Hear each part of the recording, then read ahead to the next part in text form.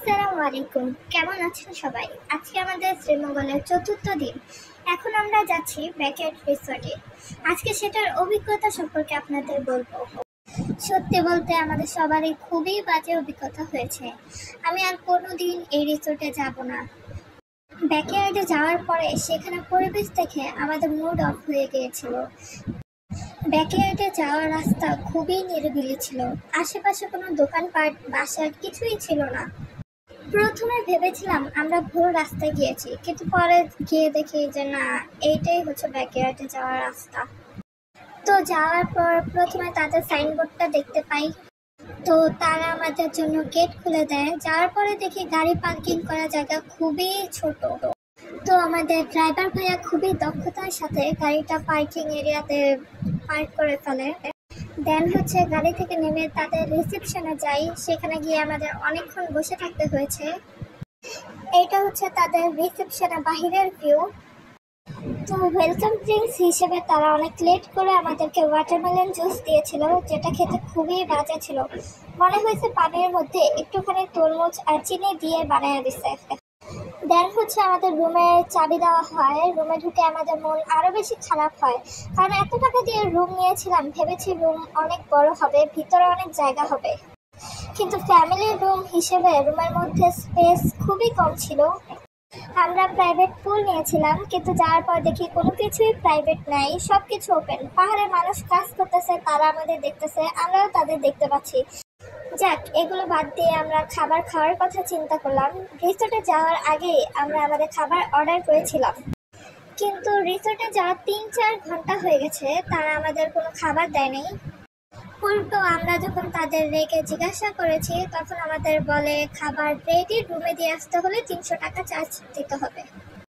পরে আমরা রুমে না নিয়ে তাদের রেস্টুরেন্টে খাইতে যাই। গিয়ে দেখি খাবারের পরিমাণ এত কম আর এত বাজে, খেতে আমরা কেউ খেতে পারিনি। আমরা চিংড়ি মাছ নিয়েছিলাম, খেয়ে মনে হয়েছে কোনো প্রকার পরিষ্কার না করে রান্না করে দিছে। এত বাজে গন্ধ, কি বলবো।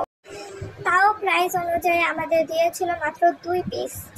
আমরা সাথে গরুর মাংস নিয়েছিলাম, কিন্তু গরুর মাংসের মধ্যে কোনো মাংসই ছিল না, সব ছিল চর্বি। মুরগি নিয়েছিলাম, সেটাও ছিল শক্ত। তাও যেমন তেমন করে খেয়ে নিছি আমরা, কারণ বাইরে গিয়ে খাবো সে অপশনও ছিল না, কারণ আশেপাশে কোনো দোকানপাট ছিল না। সেখানে গেলে একদম তাদের খাবারের উপরেই ডিপেন্ড হতে হবে, আর তা না হলে না খেয়ে থাকতে হবে।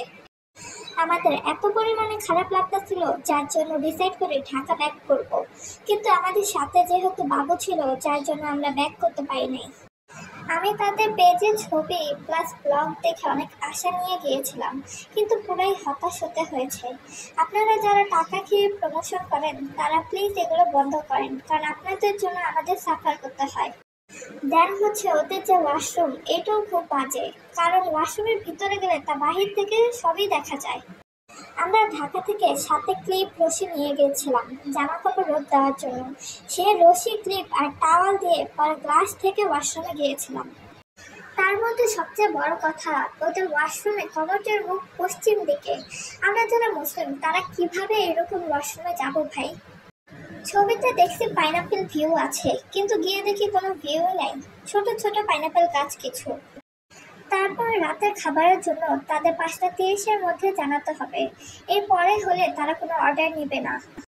এত তাড়াতাড়ি খাবার অর্ডার নেওয়ার পরেও আমাদের খাবার দিয়েছিল প্রায় রাত 12টার কাছাকাছি সময়। বাচ্চারা সব না খেয়ে ঘুমিয়ে পড়েছিল, তাদের ঘুম থেকে উঠে দেন খাইতে হয়েছে।